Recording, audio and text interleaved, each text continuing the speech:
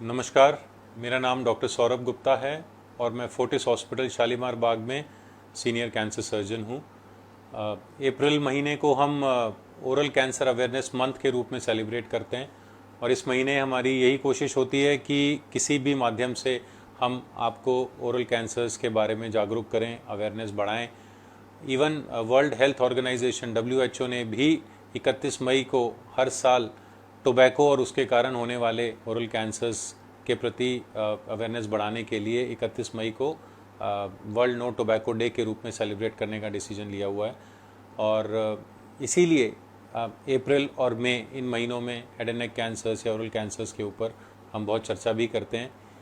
But ये इतनी चर्चा ज़रूरी क्यों है? मुझे लगता है कि ओरल कैंसर्स अपने आप में यूनिक कैंसर्स हैं, क्योंकि बीमारी हमें मुंह में सामने दिख रही है, फिर भी अगर हम उसको लेट डायग्नोज करके इलाज नहीं करा रहे हैं तो कहीं ना कहीं अवेयरनेस की ही कमी है। और ये ऐसे कैंसर्स हैं जिनमें इलाज के साथ साथ हमें ये भी ध्यान रखना पड़ता है कि चेहरे की सुंदरता बनी रहे, चेहरे का फंक्शन बना रहे। इसलिए टेक्निकल एडवांसेस इतने हो गए हैं जिनसे ये सारी चीज़ें संभव है। धीरे धीरे हम एक एक बारे में चर्चा करेंगे। तो सबसे पहले coming back to oral cancers के वार्निंग साइंस एंड सिम्टम्स के कब हम ये कह सकें कि शायद जो हमें तकलीफ़ हो रही है ये कैंसर हो। तो मोस्ट कॉमनली ओरल कैंसर्स एक छाले के रूप में प्रेजेंट करते हैं, मुंह में, गाल में, जीभ में, कहीं भी ऐसा छाला जो कि सही या इलाज के बावजूद भी 15-20 दिनों में ठीक ना हो रहा हो, तो उसमें कैंसर होने का डाउट होता है। महसूस करने पे वो छाला हार्ड लगे, उसमें दर्द ना हो, मैं फिर से कहूँगा कि पेनलेस छाले जिनमें दर्द ना हो वो कैंसर ज़्यादा होते हैं, बजाय उसके जो छाले मुंह में रेगुलर होते हैं जिनमें हमें दर्द होता है, खाना जलता है, उनकी बजाय ऐसे छाले जिनमें दर्द ना हो, खाना खाते समय जलन ना हो, वो कैंसर होने की संभावना ज़्यादा रखते हैं। तो या तो ऐसा छाला हो मुंह में, या मुंह से बहुत बदबू आती हो जो कि पहले नहीं आ रही थी, या बिना किसी कारण के आपका कोई दांत हिलने लगे या निकल जाए, कान में दर्द हो रहा हो, आवाज़ में आपको बदलाव लगे, मुंह खुलने में कमी आ रही हो, गले में कोई गांठें महसूस होने लग जाए, तो या कभी कभार मुंह से थूक में खून, खांसी या बलगम में खून आ रहा हो, ये कॉमन प्रेजेंटिंग सिम्टम्स हैं जिसमें हमें कैंसर होने का शक होता है और हम आगे इसके बारे में इन्वेस्टिगेट करते हैं। इन्वेस्टिगेशंस की बात करूं तो ओरल कैंसर्स एक ऐसा कैंसर है, जैसा मैंने कहा, कि सामने दिखता है। कई बार हमें इन्वेस्टिगेशंस की ज़रूरत भी नहीं होती, सिर्फ एक अच्छा क्लिनिकल एग्जामिनेशन, एक डॉक्टर जो आपको ढंग से एग्जामिन कर ले, आपका मुंह चेक कर ले, तो ज़्यादातर केसेस में हम देख के बता सकते हैं कि ये छाला कैंसर का होना चाहिए। बट सिर्फ मेरे कहने से या डॉक्टर के कहने से उसको कैंसर माना नहीं जाता, इसलिए उसको कंफर्म करने के लिए हमेशा बायोप्सी एडवाइस की जाती है। बायोप्सी के लिए हमारा मिसकंसेप्शन है कि बायोप्सी करते हैं तो फैल जाती है बीमारी, कैंसर बढ़ जाएगा। तो मैं हमेशा यही कहता हूँ कि जब आप हमारे पास आए हैं, जो भी छाला आपके गाल में है उसको तो अभी तक किसी ने नहीं छेड़ा, तो भी वो छाला तो बना ही 2 सेंटीमीटर 3 सेंटीमीटर जितना भी है, तो जो वो बिना बायोप्सी के उतना हो सकता है, तो बायोप्सी के बाद वो बढ़ेगा नहीं, बल्कि बायोप्सी से ये कंफर्म होगा कि वो कैंसर है या नहीं है। तो यदि वो कैंसर है तो हम समय पे सही इलाज कर पाएंगे और आपको ठीक कर पाएंगे। इसलिए अगर आपको बायोप्सी की राय कोई देता है तो उसे मानिए। बायोप्सी सिर्फ कैंसर डायग्नोस करने का एक ज़रिया है, और कैंसर का इलाज बिना कंफर्मेशन, बिना प्रूफ के करना मेडिको लीगली भी करेक्ट नहीं है। इसलिए क्लिनिकल एग्जामिनेशन में अगर हमें डाउट लगता है तो सेकंड टेस्ट हमेशा बायोप्सी एडवाइस की जाती है। और बायोप्सी में यदि कैंसर प्रूव हो रहा है तो कोई ना कोई इमेजिंग टेस्ट, यानी CT स्कैन या MRI या PET scan, depending on the clinical stage, हमें किस तरह की बीमारी लग रही है और हम क्या देखना चाह रहे हैं स्कैन में, उसके हिसाब से CT, MRI या PET स्कैन करवाया जाता है। PET स्कैन के बारे में कहना चाहूँगा कि हर कैंसर में PET स्कैन कराना ज़रूरी नहीं होता। कई बार हम ये सोचते हैं कि PET स्कैन से सब कुछ पता लग जाएगा, बट हर टेस्ट की अपनी लिमिटेशंस हैं, और ओरल कैंसर्स में कई बार MRI स्कैन भी कराया जाता है। इसके अलावा बेसिक एक्सरेज, ब्लड टेस्ट, इन सब से कैंसर डायग्नोज नहीं होता। ज़्यादातर हमें ये सुनने को मिलता है कि सर मेरे सारे ब्लड टेस्ट तो नॉर्मल हैं, फिर आप क्यों टेस्ट करा रहे हो, फिर तो कहीं से कोई कैंसर नहीं है। तो कैंसर पेशेंट्स के ब्लड टेस्ट भी नॉर्मल ही होते हैं। सो ब्लड टेस्ट में कभी भी कैंसर डायग्नोज नहीं होता। तो as I said, clinical examination, biopsy, then a scan, इनसे कैंसर का डायग्नोसिस और उनकी स्टेजिंग होती है। जब हमें ये पता लग जाए कि ये कौन से स्टेज की बीमारी है, तब उसके हिसाब से आगे इलाज एडवाइस किया जाता है। कभी कभी इन्वेस्टिगेशंस में हम दूरबीन की जांच भी करते हैं गले के अंदर देखने के लिए, तो उसको फ्लेक्सिबल फाइबर ऑप्टिक लैरिंगोस्कोपी बोलते हैं। कोई उसे FOL बोलता है, कोई DL-स्कोपी बोलता है। तो कई बार ज़रूरत पड़ने पे वो दूरबीन की जांचें भी की जाती हैं। एक बार पता लग जाए कि कैंसर है और किस स्टेज का है, तब ट्रीटमेंट की बारी आती है। अब ट्रीटमेंट में ज़्यादातर ओरल कैंसर्स का ट्रीटमेंट या तो सर्जरी से होता है या रेडिएशन से होता है। सर्जरी और radiations are the mainstay of oral cancer treatment. Chemo या तो हमें एडवांस कैंसर है और कीमो से उसको छोटा करके सर्जरी के लायक बनाना है तो कीमो दी जाती है, या सर्जरी के बाद रेडिएशन के साथ कभी कभी कीमो दी जाती है, या फिर एडवांस स्टेज 4 कैंसर जहाँ क्योर संभव नहीं है, वहाँ पेशेंट की तकलीफ़ कम करने के लिए, उनकी क्वालिटी ऑफ लाइफ इम्प्रूव करने के लिए कीमो दी जाती है। सो एक एक करके अगर मैं बात करूं तो सबसे पहले मैं सर्जरी की बात करता हूं। ओरल कैंसर्स में मिथ या मिसकंसेप्शन या पेशेंट के फियर यही है कि सर्जरी से चेहरा ख़राब हो जाएगा, चेहरे पे निशान आएगा, पता नहीं मैं खा पाऊंगा या नहीं, बोल पाऊंगा या नहीं। तो एज आई सेड कि अब टेक्नोलॉजिकल एडवांसेस इतने हो गए हैं कि निशान दिखते नहीं हैं, निशान कंसील किए जाते हैं, नेचुरल क्रीजेज में दिए जाते हैं, या इवन ओरल थ्रोट की सर्जरीज के लिए रोबोटिक सर्जरी संभव है, जहाँ मुंह के रास्ते से ही बिना कोई निशान दिए हम जीभ के पीछे का कैंसर या टॉन्सिल या वोकल कॉर्ड के कैंसर्स निकाल सकते हैं। इवन थायराइड की सर्जरीज करने के लिए या गले की कोई गांठ निकालने के लिए भी गले में चीरा दिए बिना छाती से रोबोटिक सर्जरी के द्वारा हम बिना निशान दिए सर्जरी सेफली कर सकते हैं। कॉमन ओरल कैंसर्स के लिए कमांडो सर्जरी का एक बहुत रूटीनली इस्तेमाल होता है इस वर्ड का, कमांडो सर्जरी। सो कमांडो सर्जरी का मतलब होता है जहां हम बीमारी के साथ साथ कभी जबड़े का थोड़ा हिस्सा या दांत या जीभ का कोई अंग, 2-3 जगह अगर एक साथ निकाली जाए कंबाइंडली, तो उसको हम कमांडो सर्जरी कहते हैं। तो ऐसी सर्जरीज में अब इतने एडवांसेस आ गए हैं कि हम स्कार छोटे देने लगे हैं, कंसील्ड स्कार्स देने लगे हैं, मैंडिबल प्रिजर्वेशन टेक्निक्स हैं। अगर आपकी हड्डी में बीमारी नहीं है तो हम जॉ का पार्ट बचा सकते हैं। और सबसे बड़ी बात, प्लास्टिक सर्जरीज, प्लास्टिक रिकन्स्ट्रक्शन इतने सोफेस्टिकेटेड और अच्छे हो गए हैं कि फ्री फ्लैप्स के द्वारा हम चेहरे को बहुत अच्छी तरह रिकन्स्ट्रक्ट कर सकते हैं। सर्जरी में चैलेंज हमारा यही है कि कैंसर तो ठीक करना ही है, साथ साथ चेहरे की सुंदरता बनाए रखनी है और फंक्शन, यानी आपका बोलना, स्वॉलोइंग करना और चेहरे की प्रोजेक्शन, शेप, वो सब अच्छी रहे। तो ये सब चीज़ें डेडिकेटेड प्लास्टिक सर्जरी टीम्स हैं हमारे यहाँ, जिनके थ्रू ये बहुत अच्छे से किया जाता है। और सर्जरी के कुछ महीनों बाद कई बार तो ये कहना मुश्किल होगा कि इनकी सर्जरी हुई है, बिल्कुल निशान नहीं दिख रहे हैं, पेशेंट की आवाज़ ठीक है, खा पी पा रहा है। रोबोटिक सर्जरी का स्पेशल मेंशन दूंगा। रोबोटिक सर्जरीज रूटीनली हो रही हैं हेड नेक कैंसर्स में, specifically for base of tongue cancers and tonsil cancers, जहाँ पहले सिर्फ रेडिएशन और कीमो ही दी जा सकती थी क्योंकि जबड़े को खोले बिना पीछे के हिस्से में जाके सर्जरी करना पॉसिबल नहीं होता था। बट अब रोबोटिक असिस्टेंस से हम बिना निशान दिए गले के पीछे के ट्यूमर्स को निकाल सकते हैं और पेशेंट को अर्ली स्टेजेस में सिर्फ सर्जरी के द्वारा ही ठीक भी कर सकते हैं। Second main important treatment radiation है ओरल कैंसर्स में। सो रेडिएशन में भी पहले ये होता था पूरा चेहरा काला हो जाता था, स्किन हार्ड हो गई है, खिंचाव बहुत हो रहा है। बट अगेन रेडिएशन मशीन्स में इतना टेक्निकल एडवांसमेंट्स है, टेक्निक्स इम्प्रूव हो गई हैं, तो आजकल रेडिएशन के साइड इफ़ेक्ट्स बहुत कम हैं।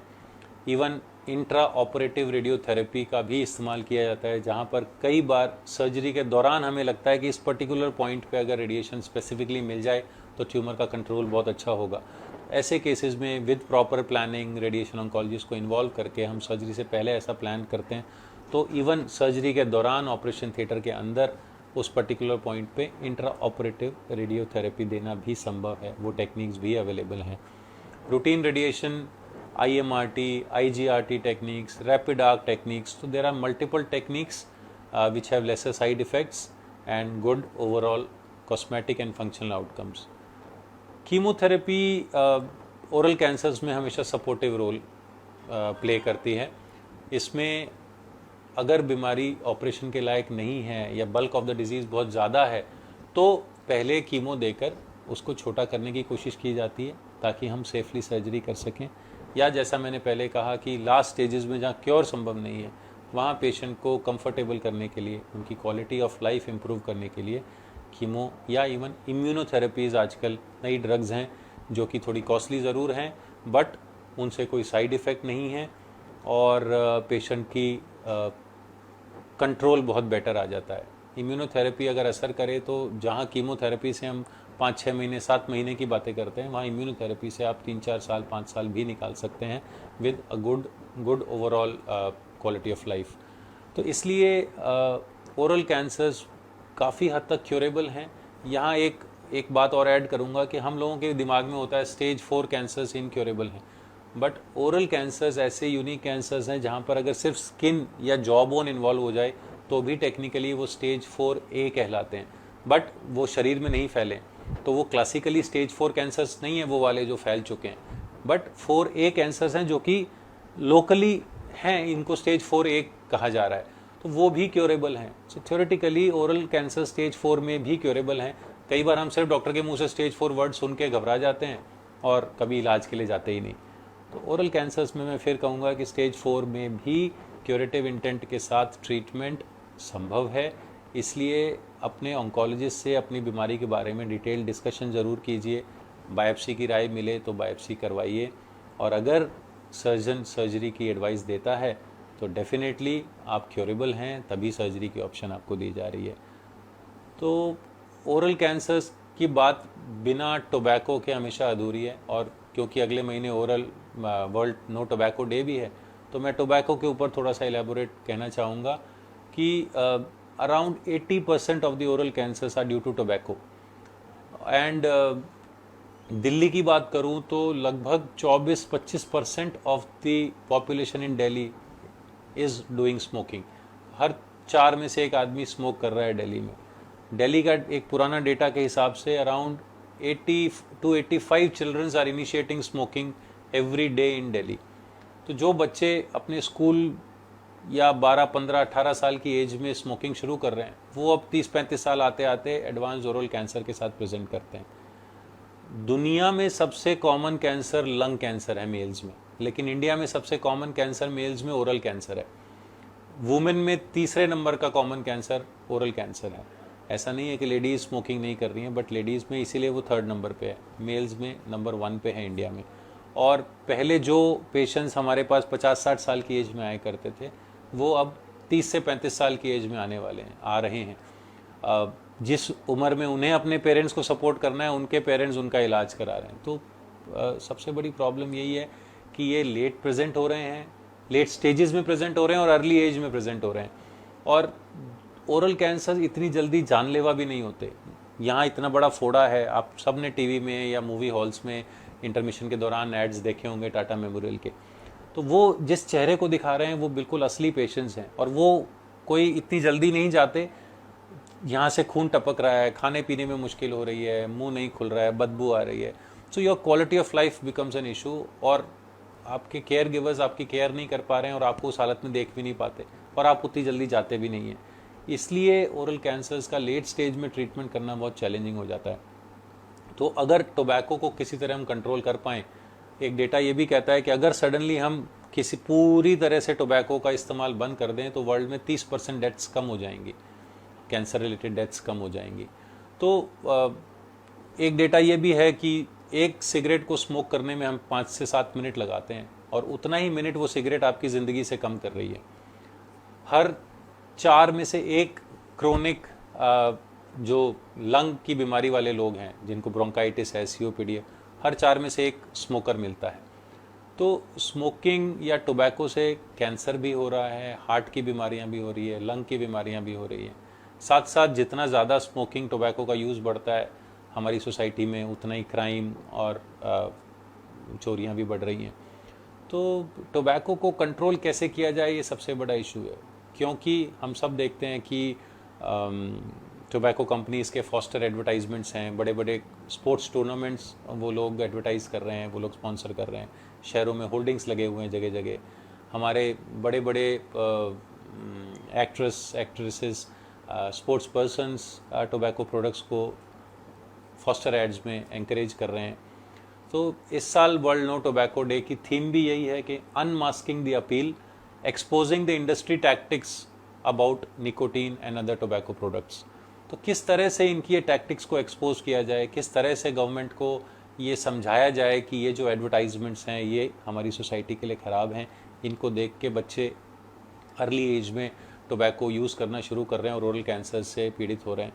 तो silver lining in the cloud ये है कि शायद इस बार जो फेमस क्रिकेटिंग टूर्नामेंट हो रहा है उसमें कहीं भी टोबैको का कोई रोल नहीं है, टोबैको कंपनीज़ का कोई ऐड नहीं आ रहा, उनके थ्रू स्पॉन्सरशिप्स नहीं ली गई है।